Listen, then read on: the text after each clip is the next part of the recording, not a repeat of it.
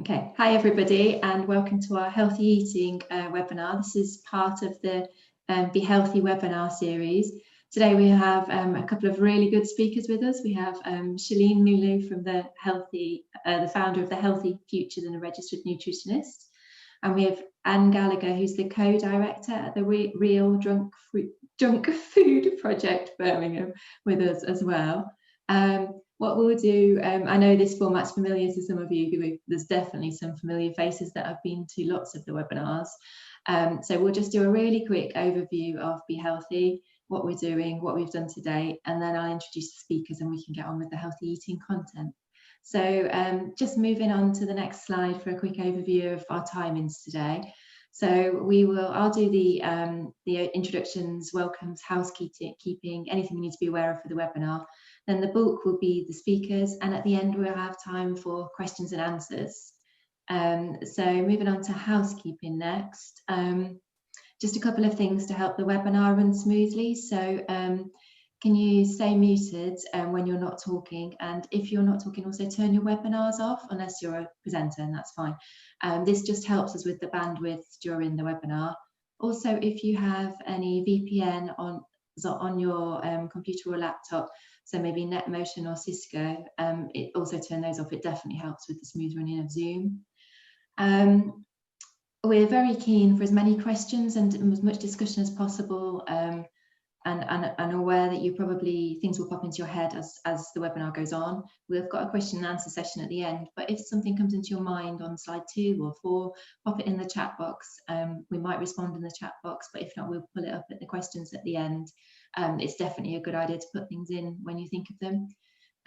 We also understand that not everybody wants to ask their question in front of everybody else. So if there's something that you'd like to know, but you don't want to ask in front of everybody, if you drop us an email to healthybirmingham.gov.uk, we'll get back to you over the next couple of days with the answer. And then lastly, on the housekeeping front, as we've already said, today's webinar is being recorded, and we're going to use it going forward as a resource. So it'll be on the Healthy Brum YouTube channel, linked from the Birmingham City Council website. So please feel free to share those with everybody who isn't here who might be of interest to. So just before we get going on the webinar, we'll run over why we're here, what Be Healthy is, and why we're talking about this. So Be Healthy is a series of practical resources to help leaders and people with direct reach to communities, to help them to support their communities to reduce the risk of becoming seriously ill from COVID-19. So as well as the webinar series, so the 16 webinars in total, we have some supportive resources, so handouts that have a checklist to a healthier you and a getting ready plan that are there they're translated into lots of different languages and available to download from the website. On the webinar front, we've got a complete range of webinars, as some of you know. So we've run through the COVID safe, the reaching long-term conditions, and now we've moved on to things that you could do more of and things that might be better if you did a little bit less of. And then the last webinar, we're ending on sleep, which seems quite fitting at the moment. I think you will have, those of you that have joined us through the webinars will have noticed through the long-term conditions webinars in particular, the emphasis has been on improving diet and increasing activity. So those webinars talked about having a better diet, and today we'll start to find out about maybe what that involves, support available to you, ways that you can access food if you can't afford to do that, and lots of other information that can hopefully help you to support your communities to become healthier and have better diets. Okay, so moving on to the next slide, I think that's into the information from our first speaker. Has Shaleen rejoined us, Lewis? Yes, I'm here. Perfect, that's great. I was about to hand over and I thought I'll just check she's here first. So Shaleen, I'm going to hand over to you now to talk about all your slides about supporting communities to make healthy food choices. So thank you very much. And so I will ask you to move to the next slide because I think you've got control. Yeah, Mel's doing it. So yeah, that's great. Thank you. So thank you so much to Birmingham Public Health for asking me to deliver this. I've been working in public health as a nutrition specialist for a very long time. I realise now it's been, I think, nearly 2 and a bit decades, which is quite scary as life is moving so quickly.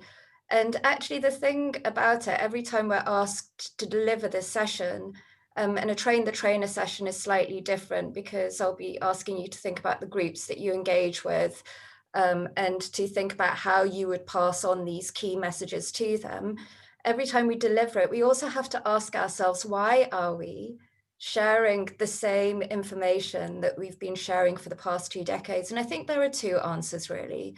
The first is that we will always need to tell people what the key messages are for health and well-being, because quite frankly, we're not born with that knowledge.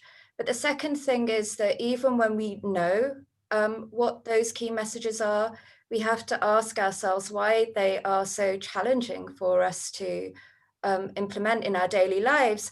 And that applies to health professionals as well as to people who have come from challenging backgrounds and don't necessarily have access to healthy food, which we'll clearly get onto at some point.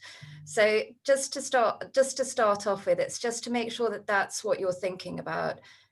When I say that these are the key messages that government wants us to present, you have to think about, well, how would I present those messages to the groups that I work with? And why have those messages not necessarily been learned or shared in the past? Or maybe they have, and if they have, then I'm going to be constantly asking you, I think during the presentation, to add your thoughts, and then after the presentation, during the Q&A, you can actually share those thoughts as well. So if we move on to the first slide, please, Mel. Okay, you might have to click through, sorry. So the key is that what we'd like you to be able to do at the end of this session is to support your family, friends, and neighbours to make healthier food choices. And the learning outcomes of to understand basic healthy eating messages, to learn how to explain what a balanced diet is and how a balanced diet may support mental and physical well-being. And also, I'd like you to get to the stage where you can feel confident to deliver a healthier eating session to your community. So the other thing, yeah, sorry, we can move on.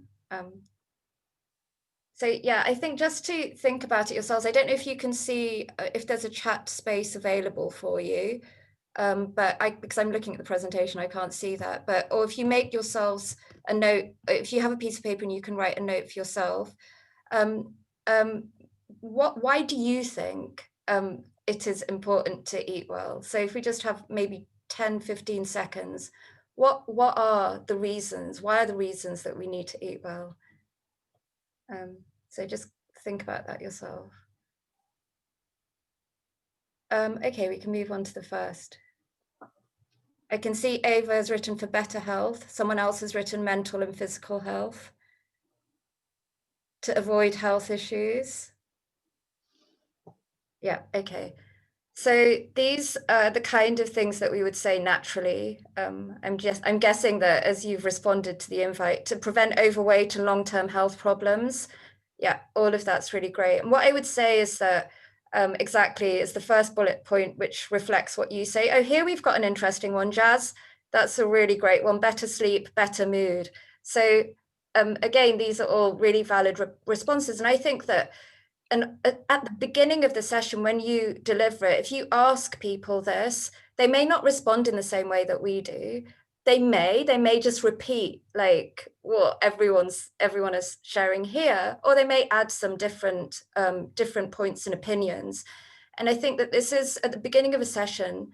It's a really important time to address any misconceptions and also to be prepared for the kind of responses that you might get. So the way that young people might respond will be different to the way that, say, older people who are already experiencing things like diabetes, osteoporosis, heart disease might respond. So just to be aware of that. We can move on, Mel. Yeah, so a young person might say something like energy and to keep active throughout the day. The things that a nutritionist would love to think about is, especially in COVID times, is how we can build a strong immune system. Me, as a past middle-aged woman now, is also focused on a strong skeleton. And a lot of people in different groups might talk about heart health as well. So give some thought to what what points your communities will raise. But I also do like what Jazz mentioned, which was sleep and mood, which highlights the kind of holistic aspect of health and well-being. We can move on. Okay, so this is for me, a really important slide. And actually right at the beginning, when I was delivering healthy eating advice, I rarely presented this.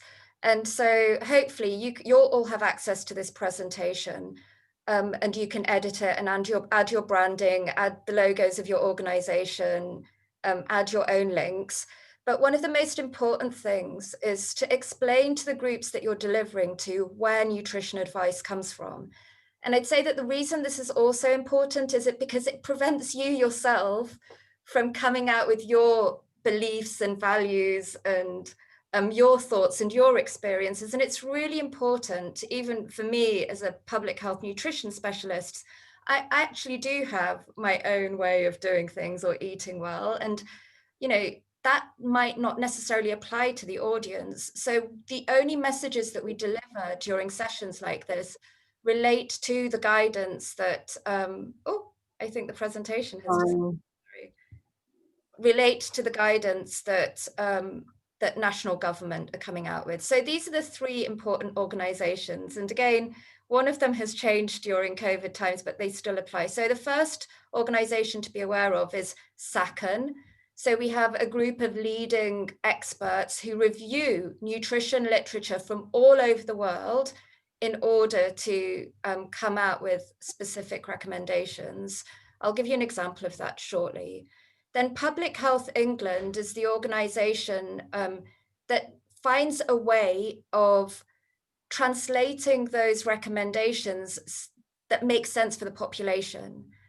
And they also use something called the National Diet and Nutrition Survey. So every couple of years, there's a sample of the population, which is representative, that completes a survey. Oh, it's a yearly snapshot, sorry, which completes a survey and tells Public Health England and other groups what food choices they're making. So the recommendations that we come out with, or Public Health England comes out with, or whichever government body it will be that's coming out, will be based on the choices that people are making. So how can we improve that diet? So the example is this. The World Health Organization recommends that we eat 10 portions of fruit and veg a day.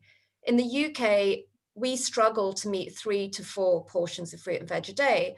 So Public Health England has set a target of 5 portions of fruit and veg. And actually that can be any fruit and veg. We'll get onto that in a bit. In the States, they actually say that 3 of those should come from veg and 2 from fruit.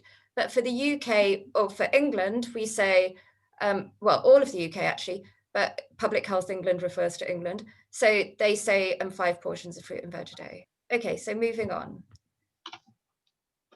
Right, so I think that everyone's probably familiar with this if you've been working in a health promotion setting or exploring giving lifestyle advice and support to your communities. This was previously known as the Eat Well plate. And I think it's 2 years ago now that it was slightly redesigned based on, new thoughts and new findings from as we've discussed earlier. And so they decided to remove the word plate because it was confusing people, and where we might have thought that every plate that we eat should look like that. The idea is that actually we get the majority of our food from the green portion, which is fruit and vegetables. We also get the majority of our food from, we call it foods containing starch. So that's the yellow portion. And in the past, they used to be a very small portion, which indicated foods containing sugar that were high in sugar, salt, and fat. And if you can see at the bottom left-hand corner, they've now taken that out totally because it's not necessary to eat those foods for a balanced or a healthy diet. And of course, they're not saying don't eat those foods. They're just saying that eat them less often in small amounts. So what I would do if I was delivering this to even in a train the trainer session, if we were all face to face, I think it's a really good opportunity to hand out blank Eat Well plates and ask people, we'll call it Eat Well guides, but in the circle, and ask people to complete a 24-hour recall. So yesterday, I think about, I'm actually on holiday at the moment, my first break of the year, so I'm just on the coast, and I ate out yesterday. So if I completed that, I would fill in what I ate yesterday. And actually quite quickly, you begin to realize from your own point of view, what you're eating too much of or what you're eating too little of, what you struggle to eat. So the pink portion covers foods that are protein, basically. So eggs, fish, meat, pulses.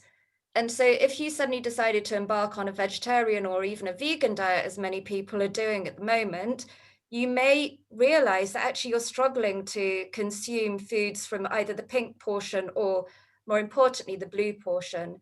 And so I think that's a really great exercise. And actually, it's a great exercise for health professionals to do as well, because it begins to gets us to start thinking about what we're eating too much of and what we're finding challenging in our daily lives to eat. The other thing that they've done is they've included the food label at the top left, and they have included oils and fats, but they've mentioned that we should have basically plant-based fats and use them in small amounts. So it's definitely worth looking at the guide, and also you'll get links to where the resources online which explain how the guide works. Okay, we can move on now. So I think that one of the things that would help people to understand their diet is by understanding, like the Eat Well guide focuses on food groups, is why we need the nutrients from those foods. So if we move on. Okay, so some of you might know, yeah, please do go through all of them, that we need carbohydrates for energy, and that relates to the yellow portion of the plate. We mentioned proteins. We need proteins for growth and repair. We need fats for energy, insulation, and carrying vitamins. So 3 of the vitamins that we really need, so vitamin A, D, and E, can only be carried in our body if we consume fat. So those of you that are my age may have remembered there was a time, maybe about 70s, in the 70s or the 80s, where people were really pushing low fat diets, and actually cutting out fat from your diet is not a great idea. And you know, diets change all the time anyway, but one of the reasons that it's not a great idea is because your vitamins can't be carried to the part of the body that you actually need. So it's to be aware of that as well. We need vitamins and minerals for cell function, disease prevention, and electrolyte balance, and fiber to support digestion, and water, which is required for absolutely everything. And the thing is, those words, like even though I wasn't a great biochemist, we'll move back, Mel.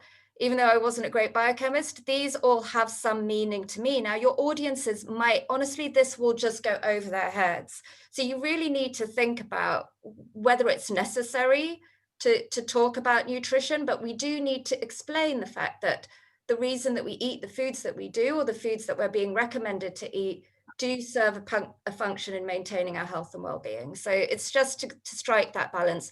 But for yourselves, if you are going to start delivering these messages, it's really important to basically, if somebody asks you the questions, to have enough knowledge to be able to explain what nutrients are needed for.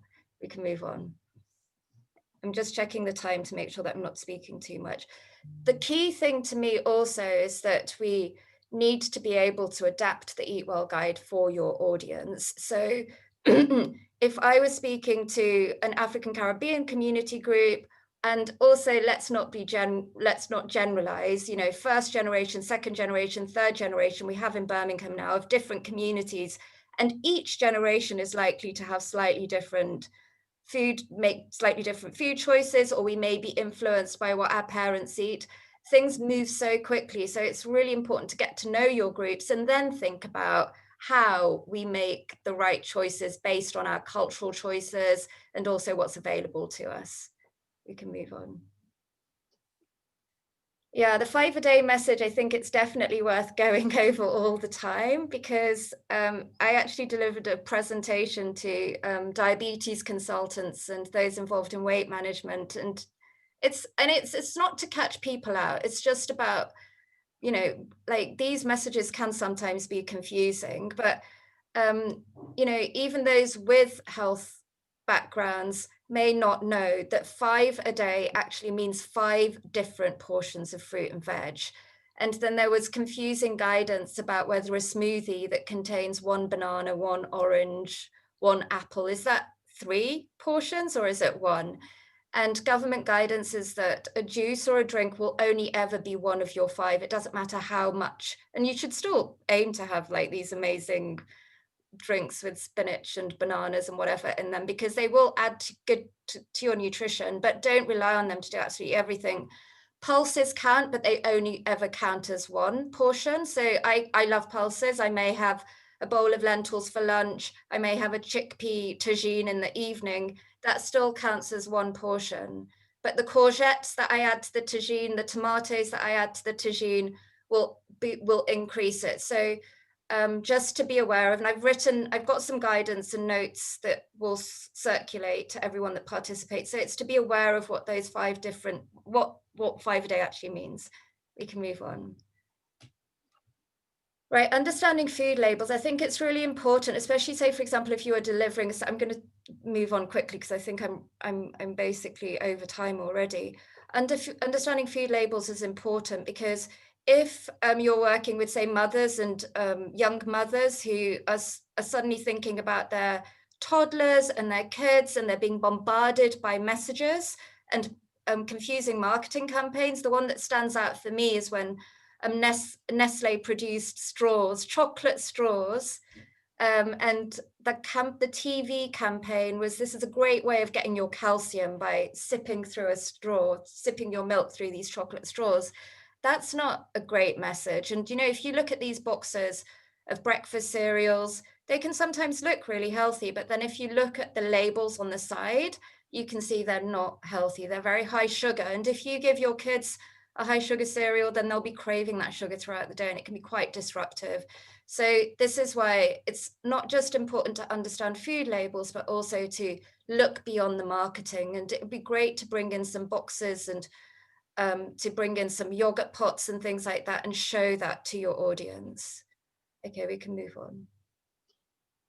So yeah, there's a link to a video, which, because FSA labeling can be confusing as well, but with something like this, the majority of the labels are yellow, which means that you can have them not all the time, but quite a few times, which is such a confusing thing to say as well. If they were all green, then we don't have a problem. We can eat them as much as we like. But if they're red, then we need to be aware. So here, the thing that's red is it's high in saturated fat, and it's 10.8 grams, which is half. Look, it says 54%. So we shouldn't have more than 20 grams of saturated fat a day. And so for me, if I saw that, I love flapjacks. Flapjacks are probably high in sugar, fat, and saturated fat. I might have a treat every other day. Someone's going to say you should make it once a week, but I definitely wouldn't be having it a couple of times a day. Okay, we can move on. So quickly moving on to this, and I think this is really important as well, and this is where you can break your session up. So barriers to healthy eating. If you now write in the chat what you think for your groups the barriers to healthy eating are. Yeah, so someone's written need good fats. Maybe if you share those, yeah, low income, definitely. Finances, definitely. Absolutely. Right, so whatever you mentality, that's really interesting, Lewis. You need to speak about that too. Lack of skills and confidence, absolutely. So it's really good to get to know your group. Children definitely don't like veg. And again, I saw a campaign recently where they were promoting a really posh kitchen on the back of, this is Waitrose Healthy magazine. And they're promoting a really posh kitchen. And they're saying that you can, in a posh kitchen, you can make lots of meals to satisfy all your children's choices. And all of the food was really unhealthy, which was quite, I thought, a funny thing, that you spend a lot of money on a kitchen and then you give your kids not very great food. And knowledge is definitely the key. So here are some lists from previous sessions if Melanie wants to go through them quickly. Yeah. Reliance on others to prepare food. I'm going to mention, because this is a good one from an example. and children, husband, family members don't like healthy food. I once delivered some sessions at a primary school to, they were mainly Pakistani mothers with young kids, and they were saying that they loved the food that they were learning in the cooking classes and the nutrition sessions, but actually when they went home, their husbands or father-in-laws were basically had very specific tastes and choices. So they weren't able to necessarily share their new learning with them. So it's just to be aware of that. Obviously, if you're in a public institution as well, you're reliant on the food that the hospital, some doctors and nurses were telling us that they had no choices, no food choices at all when they were working shifts. And Melanie wanted me to talk about shifts. So if you've got questions, we can do that later. Yeah, and that's really important. If you love spices, then you definitely need to discuss how to make healthy food with flavor, and we'll talk about that too. So during COVID times, I've highlighted those that are, is this the COVID slide? Yeah, those that are definitely have, made it challenging for people to eat. And it's really important to think about the logistics around that. So cultural influences, preference for unhealthy food. So actually, even though we had less options to go out to our favorite places for lunch, but we could still definitely safely order food from takeaways. So that wasn't impacted. We've gone over some of these before. Suddenly you're in an environment. Yeah, that's so true, Maria. I think that's a point of discussion that we should come back to, and how you actually work that in a session is that when often, and this is a gendered issue, when the women are responsible for absolutely everything and for making the choices, and how that actually is influenced, not just for others, but on their own health as well. I think, Maria, if you can talk about that when we get to the end, that would be great. Access to shops selling healthier food. If you're in isolation, then it was definitely really challenging, and you're reliant on some of the boxes that you are getting, and we know about the barriers and the challenges around that. And what I would say is that I think that we need another session on responding to the situation of COVID-19. But again, Melanie, if you think that that's possible, I'm happy to do that. But it's something we can bring up in the discussion. So should we move on to the final slide? Yeah, so these are the kind of activities. And again, once you get onto planning your sessions, and if you want support doing this, I'm more than happy to help, to really to move away from technicals and government messages, but the kind of activities that can help your community groups to understand, the amount of sugar, fat, and salt in popular foods. So you can weigh things out and show them, this is how much sugar in your breakfast cereal that you think is really amazing for your kids. You can do what counts exercises. So if you put out a range of products, and I used to use Fruit Shoot, which contained no fruit whatsoever, and ask parents whether that counts or not. Change4Life, which is the government campaign, has lots of excellent tools. So you can even have an app on your phone and scan labels, and you can see whether they're healthy or not healthy, or shouldn't be eaten too much.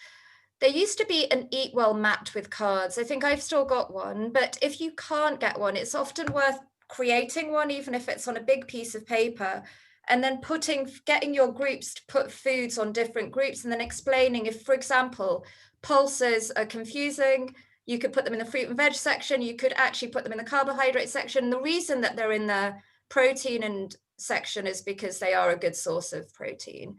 Cooking classes, I think, always work really well, and you can do simple things. And I have session plans for cooking classes if anyone's interested. And back in the day, pre-COVID, we also used to do shop tours, which for people with diabetes or who have been recently diagnosed or even have pre-diabetes, they're really exciting and really supportive. Food tasters, I think, are also really good. If you can get your parents and kids to try different foods and you can see that people are excited about them, it encourages people to try things at home too. Should we move on to the next slide? Okay, so when you plan your session, they were really, Tina, shop tours are really great. And funnily enough, we worked with a professor and we actually had them published and accredited. So we'll share that too. So when you plan your session, think about who you're going to target, where and where and when the activity will take place. Obviously, it's difficult now, but again, we can talk about that. What are the best electronic formats? So is it Zoom, or is it, if people don't have access to online resources, how can you do it? Think about the resources and activities you're going to use, so you don't bombard people with technical information, but it's still good to make sure that you have the knowledge in your head as well. Think about what information you need. So for example, even despite I've got a master's in human nutrition, but every time I look at what the roles of vitamins are in the body, something else appears. And I was just thinking that one of the things that I'm going to speak to colleagues about is developing a beautiful image which explains what the vitamins do. Because actually that's not available online, and no one's actually done that apart from individuals, and you can't share resources with individuals. So think about how we're going to adapt the activities to make the session relevant. So if someone said that we love our spices, make sure that your cooking demonstration doesn't make bland food, and think about what help you need. That's really important, and the public health team are absolutely fantastic. I'm definitely willing to support any community in Birmingham. So if you want to contact me, that's really, I'm up for it. And those are my details. Thank you, Shaleen. Thank you. Okay. That's a great presentation, and really good to see everybody involved in it as well. And such a kind offer to all of the community leaders and workers that are here, that you're there and you can help. So thank you so much for that. So I know there've been quite a few questions here. We'll hold on to, or things that we can discuss as questions towards the end. We'll keep looking at those, and we'll move on to Anne now, and then we'll come back to the questions at the end. Okay. So I'm just going to hand over and introduce Anne Gallagher, who's the co-director from the Junk Food Project in Birmingham, and she's going to talk about local opportunities for food and where can you get food in Birmingham. So Anne, I'm going to hand over to you now. Thank you very much. Okay. Can you hear me? Yes. Yeah, good. Okay, so I'm Anne Gallagher. I help to run the Real Junk Food Project Birmingham, which will be renamed next Tuesday as Incredible Surplus. We collect up to 30 tonnes of surplus food a week. We've been doing this for 6 years. Our aim is to stop food being wasted. And I'm going to whiz through the presentation and then add things at the end. I'm a retired teacher, so then my style will be teachery probably. And I'm also a mother and a grandmother, and I'm also a cancer patient.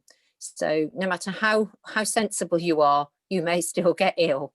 So basically, a lot of people who are supporting people. So this is, Shaleen has sort of covered the theory and the professional side of it. This is incredibly practical. So what we're interested in as a project is making sure that any surplus food gets eaten. So for instance, where can you get food in Birmingham? Now that sounds a silly question, but how well do you know your area? How far can you walk from where you live? And what is available locally? What are your sources of information? Because the more we can encourage people to support each other and to talk to others and to share information, because often people locally have a lot of information and that isn't always tapped into. Can we have the next slide, please?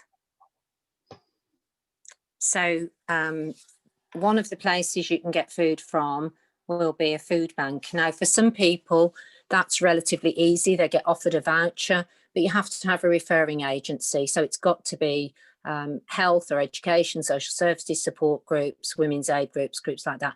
Some are run by the Trussell Trust, which is a very large organisation, and people pay a franchise to run them, and some are independent. So ones that I know of personally are like Narthex, Sparkhill Food Bank, Bethany, Erdington B30, Clifton Road Food Bank. Blessed to Blessed has a mobile food bank van that goes as far as Stoke-on-Trent, and some churches and mosques run food banks. They're only usually open for a short period, 1 or 2 days weekly, and you have to, if you've got a voucher, you have to turn up when they're open. And they'll give out bags of food, which are often what we call ambient, not fresh, tins, packets. So it's 3 days of food for the person or family living together. They're sometimes perceived as sources of free food, which I always find fascinating because technically it's not free. Somebody somewhere will have funded it and somebody somewhere will be working, getting, providing that food for people. Now, some people may find food banks difficult to access because the dilemma is people often in need are not people who are necessarily going to follow all the rules. And, we're living in a time of a lot of rules, and often people who are stressed, people who are unwell. I'm a cancer patient, and there's times when when I'm unwell physically and mentally, and I behave in ways that I wouldn't dream of behaving if I was well. Can I have the next slide, please? So other groups that we work with quite closely, the Active Wellbeing Society, they run something called the Big Feed. So they've got, currently they're doing takeaway food in areas like Borsall Heath and Manningford in Drury's Heath. They also do one-off emergency parcels, which are delivered from a base in Digbeth. There's another group called Food Cycle that collect surplus food, and they run 2 food hubs. Anyone can phone them up for a delivery of a food parcel in a particular area in South Birmingham and a particular area in North Birmingham. The other places that I know are, there's a group called Hope in Sutton, which operate out of St James in Mere Green, and they distribute cooked meals and bags of food. Now, lots of people say to me, oh, Sutton, there's no deprivation, there's nobody without in Sutton. Well, in Birmingham, we're probably moving towards 50-50 now, where 50% of people do not necessarily have enough income to meet their basic needs, and 50% do, but those 50% could find their lives changing in the next couple of weeks or months as more people are made redundant or put on shorter hours, whatever. Olio is another source of food where surplus food is just put on the internet, people can pick it up. I think there's also some apps like Too Good To Go, but I don't know so much about them. Next slide, please. So other groups that I know about are, so some food banks have started to move in a different direction. So Smethwick Pantry, although it's just over the border, is a fabulous example of this. They operate both a food bank, and they decided that they wanted to make sure that people who did have a bit of money but didn't have a lot of money could then come along to the pantry and make their own choices. So people are signed up, they pay a weekly fee, and they take away far more in value of food than the money they give. And the idea really is, even if you're poor, you still would like some dignity, you'd still like some choice. There are new pantries being developed across the city, possibly in Yardleywood and another place. I've just forgotten offhand what that is. But they often grow out of food banks and current projects in faith groups. There are community centres like Stanhope in Highgate that distribute bags of food on a weekly basis.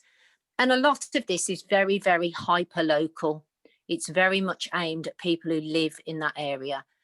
So there are groups across the city that have locality money, big local money, lottery money, Welsh House Farm near Harborne, Birchfield near One Stop, and Hodge Hill over sort of the east of the city. They may offer information and support. There's another interesting group called CAFLO in Hodge Hill.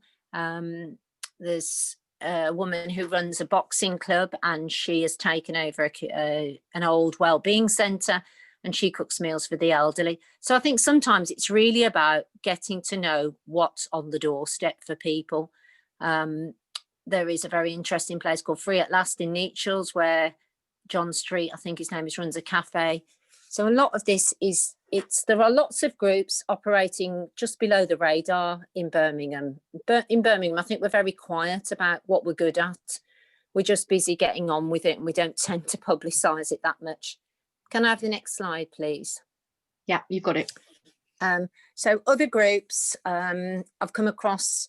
So we operated as a group, the Real Junk Food Project Birmingham, soon to be known as Incredible Surplus. We operated all through lockdown, and we worked with lots of other groups like the Active Wellbeing Society and the council to really pick up and support the groups that were not included in the shielding, but for whatever reason couldn't get out to the shops.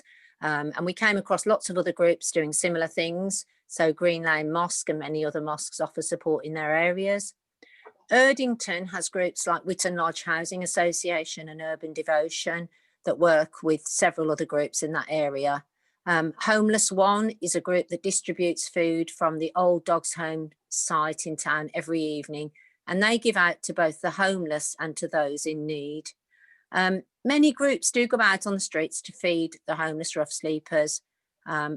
People have very mixed feelings and opinions about this. Some people feel it might be helping people with habits continue their habits.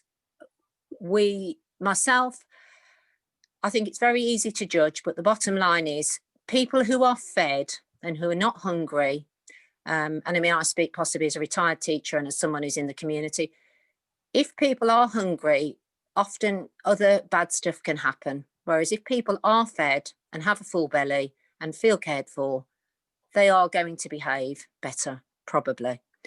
So that helps, you know, the police, the ambulance, the fire service, all sorts of people, GPs. Fair Share Midlands provides food to community groups on a subscription basis. So they collect surplus food as we do with our project, and people pay a small subscription, and they will often be sharing it with groups locally or cooking for people who can't get out. Can I have the next slide, please? Right, let's have a look. So basically, this is the project that I'm involved with, and I've been involved with now for 5 years. So the Real Junk Food Project Birmingham, we collect, accept delivery of surplus food and other items from a wide range of donors. We check it, we distribute it, and we ask people to donate what they can, cash, time or skill, either now or in the future. So we don't ever refuse anyone food, but what we're looking for is engagement and participation. And we're looking to do things with people, not 2 people or 4 people, but with people. So our aim is to make sure that surplus food gets used. We do encourage and support healthier eating, but that is not necessarily, it's part of what we do. But occasionally people will say, you're giving this, that or the other, including my own husband. You're not giving that to people, are you? However, we are wanting to make sure that stuff does not go in a bin. We distribute bags of food in Kingsheath, Ladywood, Summerfield, Hobbs Moat in Solihull, and from a share house in Winson Green. We also compost food that can't be eaten, and we grow food on allotments. And we work with others to promote growing food. So things like Spring to Life, Home Grow, the Birmingham Mother Gardens Network. Because ultimately, what would be far better for our city is far more people did grow their food. I have been working with Kate Smith from Slow Food Birmingham and Alicia Weston, who set up Bags of Taste to run a pilot in Birmingham.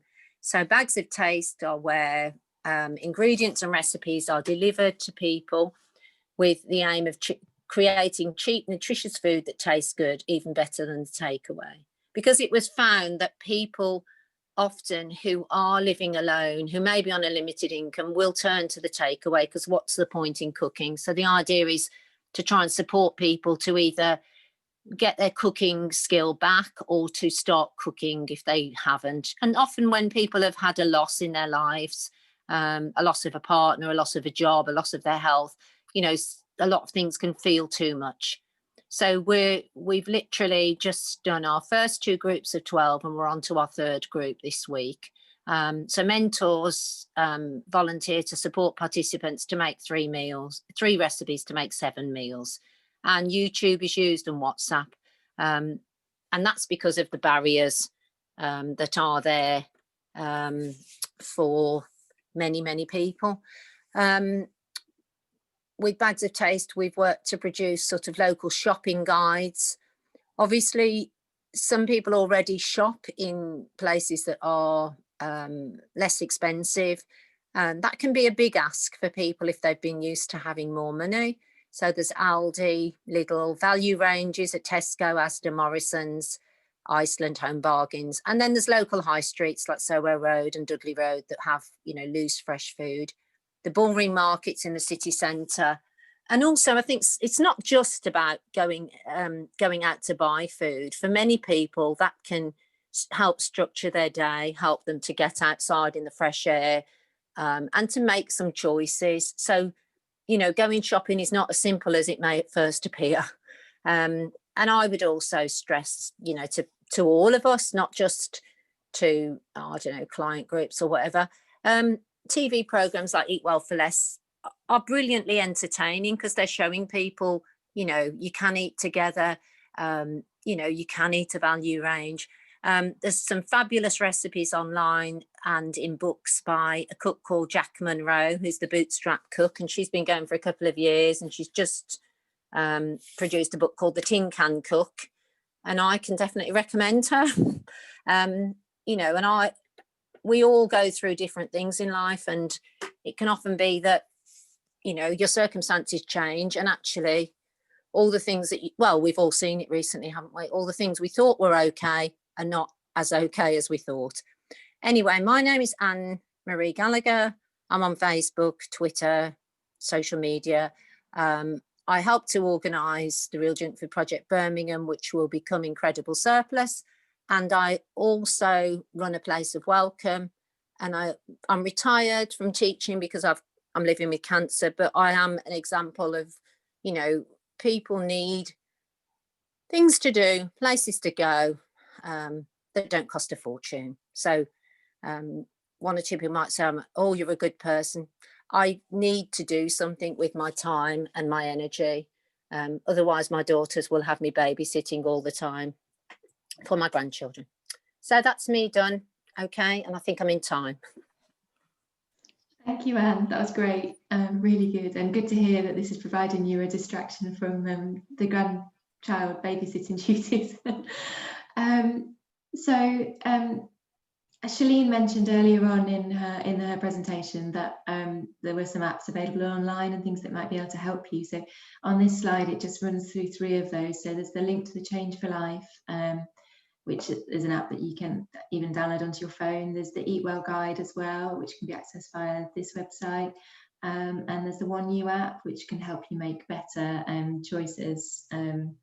So they're all available to you. I think it's probably worth just skipping on to the questions. So if Shaleen and Anne want to join back in, I think I'm going to have to read through these questions, so you're going to have to forgive me whilst I try and scroll up and down them.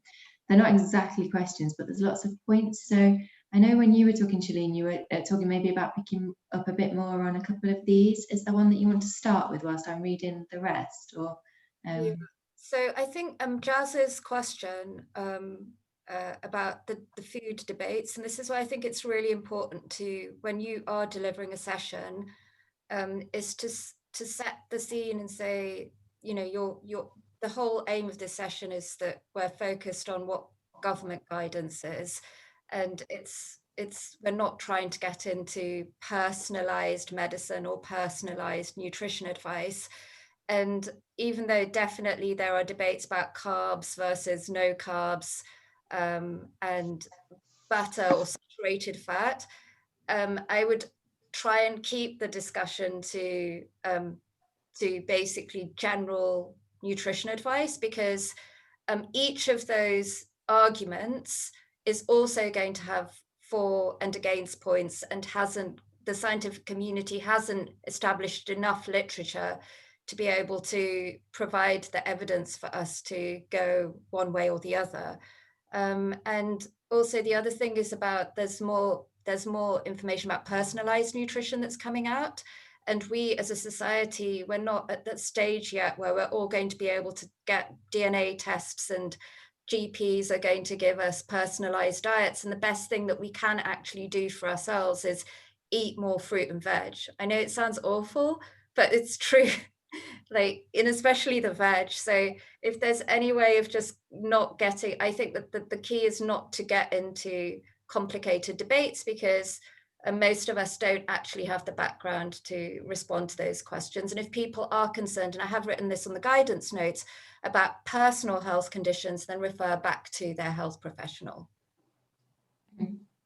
That's great, thank you, Shaleen.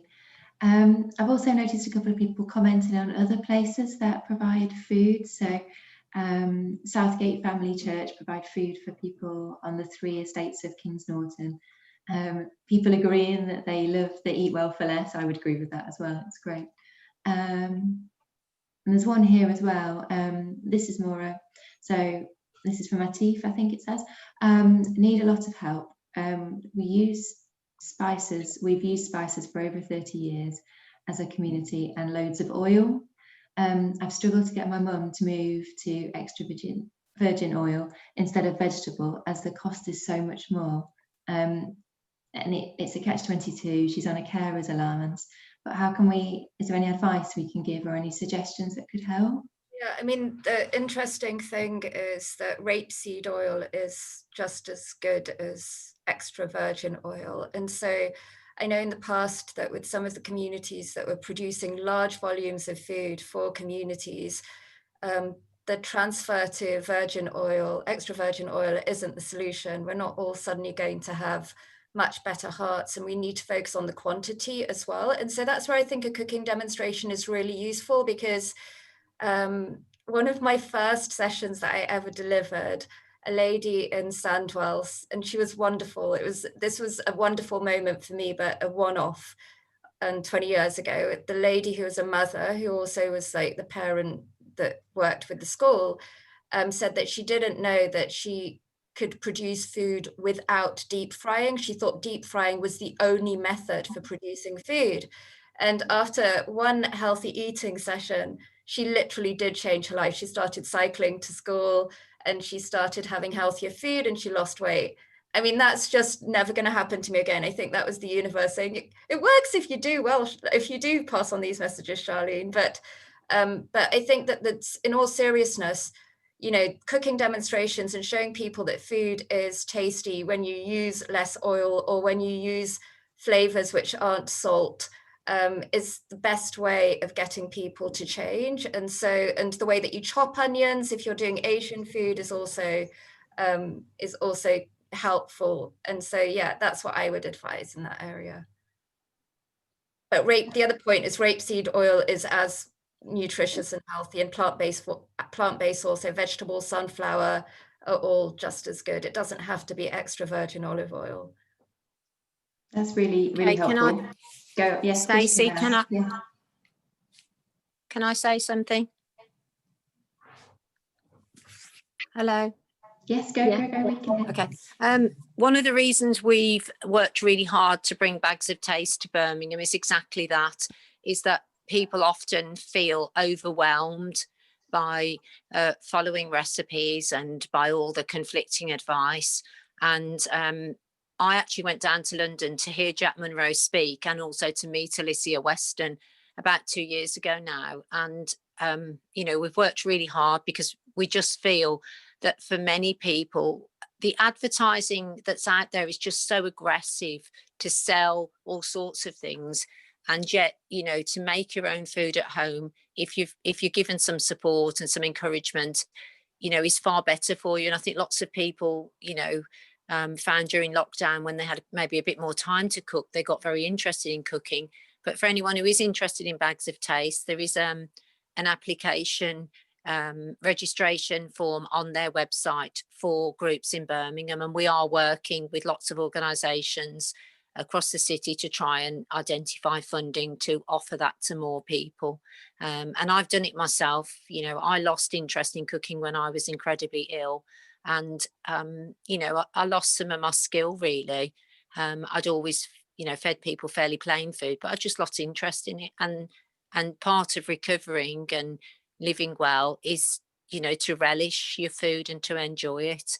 And, you know, and I think lots of people have missed, we used to run quite a few community cafes. I think lots of people are missing sharing food with people.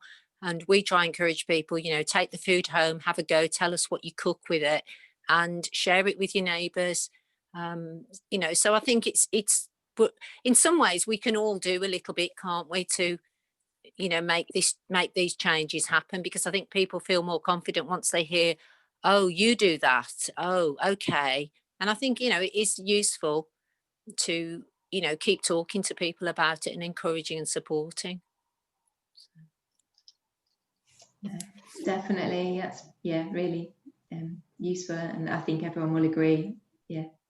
Okay, I think we've got to the end of the webinar, I think, time-wise, and I think we've got through the bulk of the questions as well. If there is something you wanted to know that we haven't answered, you just drop us an email to the Healthy Brum email address, and we will get back to you.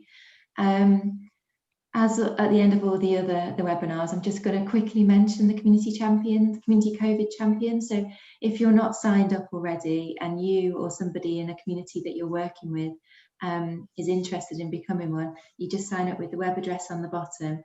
And the idea being that these groups of people will give up-to-date information about everything COVID that's happening, ways that you can be supported, up-to-date guidance on restrictions, and it will be the correct up-to-date information that's right, and hopefully we'll avoid some of the mistruths on the internet getting out in communities. So if you or anybody else is interested, please do sign up to those. And I think that's all for today. As always, we'll email out afterwards once it's been uploaded to YouTube, so you'll have the link to listen again or to share. And I think there's 4 webinars remaining now, and they're all bookable still via the website. So lastly, I think, and not least at all, it's a big thank you to both Shaleen and Anne today for joining us. We can't do these webinars without us, and it's just so good that everyone's given up their time to help us today, and all the information is brilliant. So thank you very much for that. And thank you to everybody for joining as well. Bye.